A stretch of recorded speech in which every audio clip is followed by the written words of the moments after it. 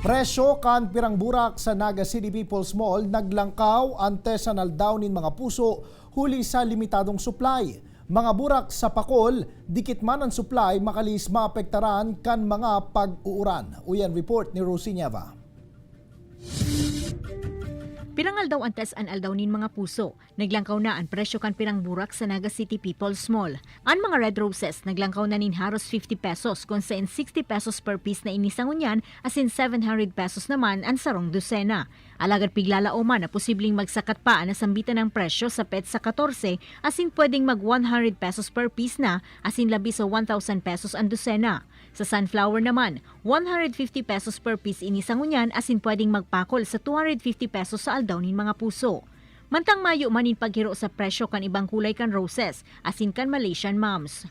Sigun sa mga paratyenda, posibleng ang dikit na supply na nakukuan ninda ang rason kaya nagmahal ang mga presyo kaini. Supply ngunyan ma'am kang medyo duwa kayang klaseng supply may cold na sindang pigluluwas tapos may fresh ng cut. Kaya meddawa mahal-mahal, duman kami sa first cut na nagkukuha. Kasi siguro unti ang supply. Opo kasi sa Dangwa, unti lang din ang roses doon. Mientras tanto, maski sa flower farm sa Barangay Pacol, Naga City, limitado man ngunyan ang mga burak na para sa Valentine's Day. Aniba sa mga sunflower ang daing nagburak, mantang ang mga imported na klase, saradit ang burak asin hababaan mga puon. Sigun sa mga paratanom, epekto ini kan mga namate ang pag-uuran kan mga nakalihis na simana. Igwa man ng mga sunflower, tapos aster igwa din.